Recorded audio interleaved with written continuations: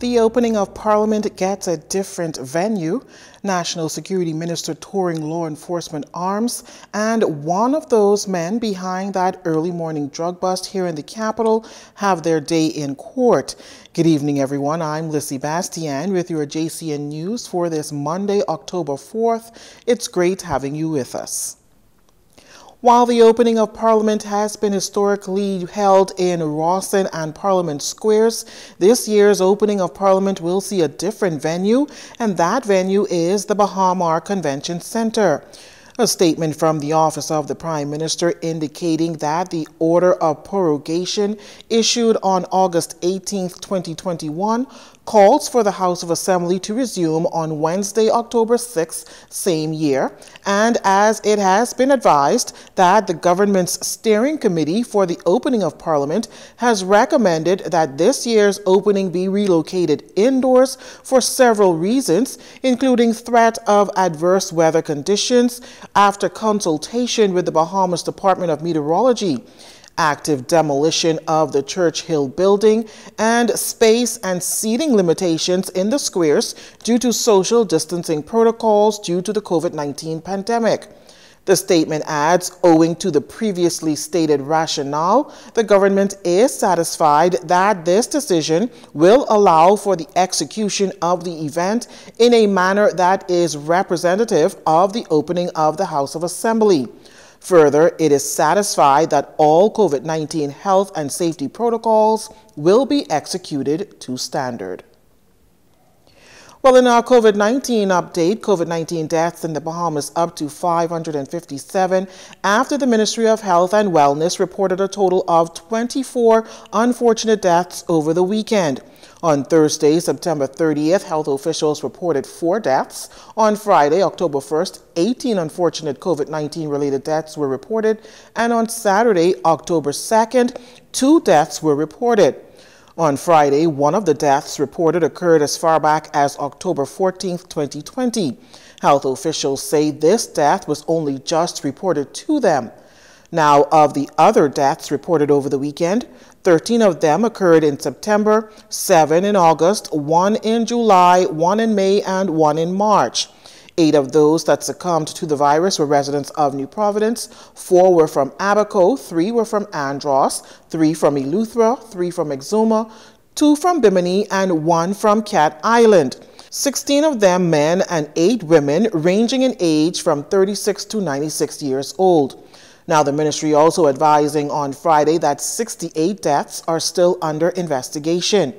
This number dramatically increased from 41 deaths being investigated the day before, after health officials say 33 deaths were recently reported and recorded under deaths under investigation. Officials say as they are confirmed, they will be documented in the COVID-19 report.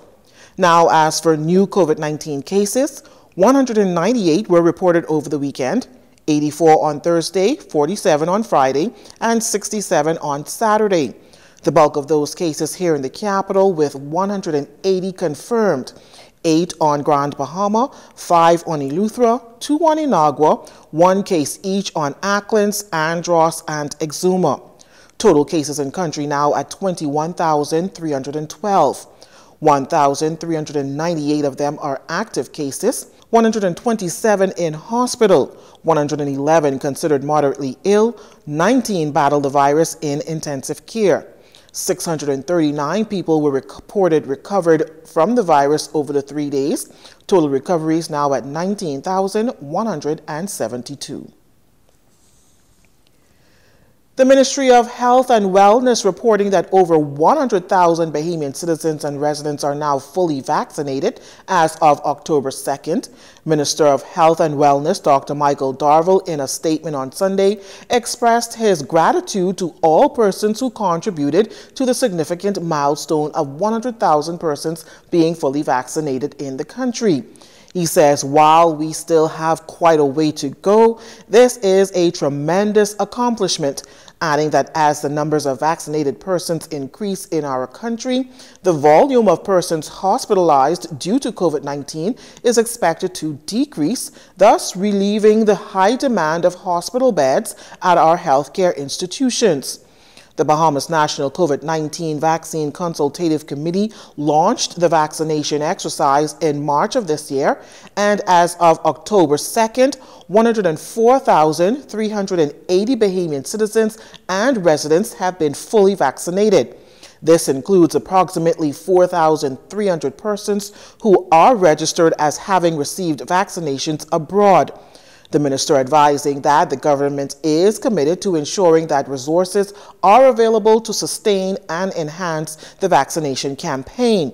He encourages Bahamians and residents to get fully vaccinated, as fully vaccinated persons have a significantly lower incidence of severe illness or death if they contract the virus.